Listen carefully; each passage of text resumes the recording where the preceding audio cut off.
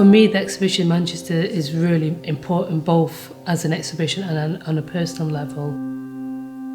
Manchester being my hometown, the town that I grew up in, the town that I spent walking and wandering with my siblings. I loved architecture from a very young age. I've loved the hand-carved facets of the buildings around Manchester, how water used to collect and how the sun used to reflect shadows. You look at the architecture, you can see the very distinctive links to nature. The geometry that you find in a sunflower, the geometry that you find in a snow crystal or a cell of a body, it's all very beautiful, all very constructed. I've always loved maths, I've always loved problem solving, and with the work I do, it's a lot of problem solving. You've got very flat design and mapping it and constructing it over something what's convex or concaved, then you give the flat, very geometrical design a new life.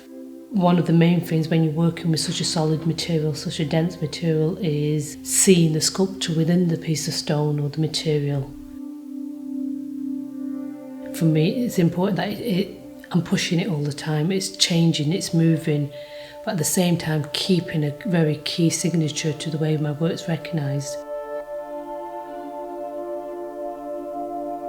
Being in Italy for nearly 4 months was a great inspiration and really important stage in my work, introducing stone.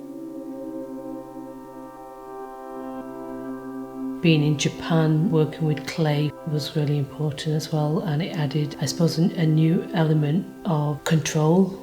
My work before I went to Japan, the design always dictated the form. In Japan, it's very traditional to throw on the wheel, something I didn't do much of at college or uni. Through that experimentation came out the kind of distorted forms that I threw, which were, to me, still very beautiful forms, which I then carved into.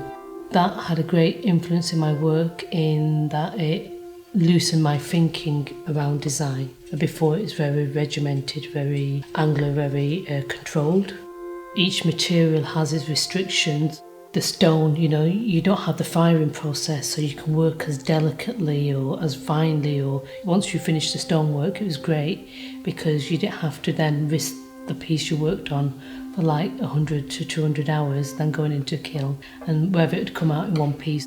So that I added a calm, I suppose, kind of element into making the stone sculptures. One thing what's been important to me is to still keep a kind of signature within the work. So even though I work with stone, it still had the links with my clay work and even the concrete when I was researching and developing the ideas around concrete. We've developed the studio so it's a space that I can work and do different scale work. People don't just come here for the teaching, they come here for the surroundings as well.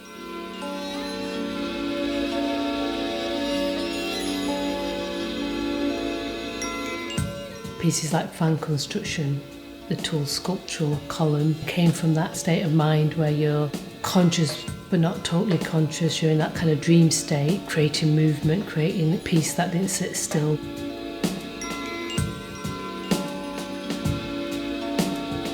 I have a clay piece which developed a lot of cracks through the time of year I made it, and I'm using a Japanese method, Kintsugi, to repair and structure these cracks with a natural resin and gold leaf.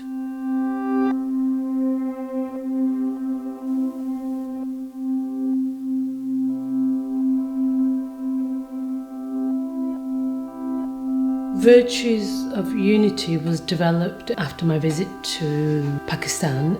Growing up in Manchester as a child, people always referring to you as a foreigner or as an immigrant. It was really strange to hear that back in Pakistan, so it made me think about people like myself who've immigrated, or their parents or the generation before them have immigrated.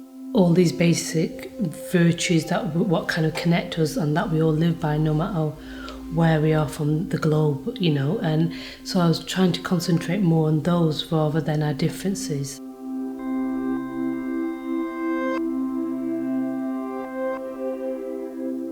So I started collecting clays from different parts of the world to represent different nationalities.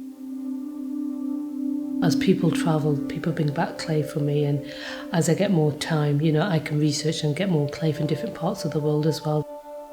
four virtues of unity in Manchester. It's the first time it's going to be in a circle, which in a way probably relates to it more because it's clays from around the world. When I have different clay sources, if they're not working the way I want to work, I sometimes have to add in other materials to allow them so that it stops them from cracking. For instance, when I was working with the Welsh clay, I must have made that piece 3 times before it was fired because each time it was drying it cracked. The Pakistani clay, again, I had to add in extra bonding materials like fibres and grog into it. The clay from Cuba, that came with plastic and donkey hairs in, and you try and pull out as much as you can. The clay that's been dug out does influence the piece I carve. Some clays you use and you feel this has got a lot of strength, so then you can push that one with its design. As you go through the exhibition, I want that journey and that kind of how the different influence of Japan, of Italy, Pakistan. I hope that the people who come to see the exhibition can relate to the work and hopefully it'll take them to those places.